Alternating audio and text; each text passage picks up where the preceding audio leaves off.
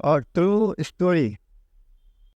It happened in September 1979, a rare incident in the history of medical science. Part 1.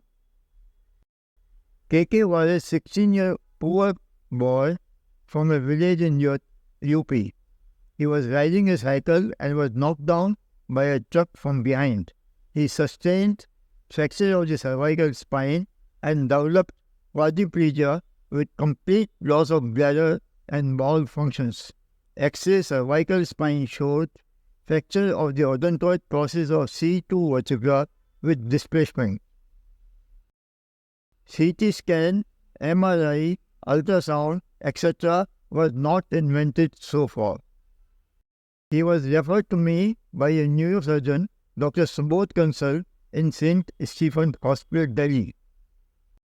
Till then, St. Stephen's Hospital was a hospital for women, providing only obstetric and gynecological services. I was the first orthopedic surgeon to join this hospital and was assigned the task of developing orthopedic department. That time, there were no facilities even for applying cervical traction in bed in the hospital. I applied cervical traction to KK with a loop of 6 inches cotton bandage, which was applied with bucket of water. Traction weight 7 to 8 kg was controlled with quantity of water in the bucket. Fortunately, KK responded. He regained his bladder and bowel functions in about 2 to 3 weeks and gradually was able to move all his limbs in supine position in bed. After 3 weeks of continuous cervical traction in bed, I take him to the operation theatre for cervico-occipital fusion. Problems in OT. No trained staff for orthopedic surgery. No instruments for orthosurgery, what to mention of cervico-occipital surgery.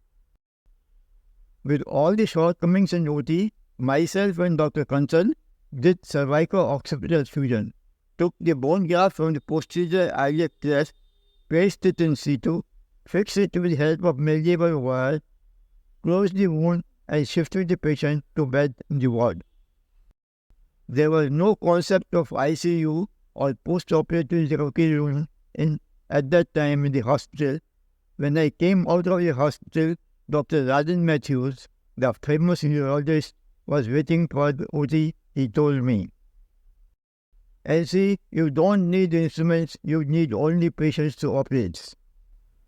KK made an uneven post-operative recovery. He continued in cervical traction for another 2 to 3 weeks.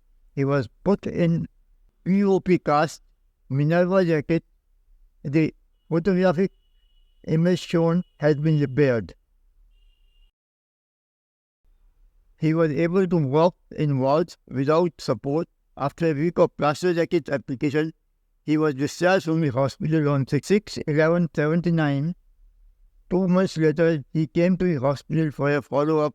Plaster cast was removed. He had no neurological deficit. X-ray cervical spine, AP and lateral views were done.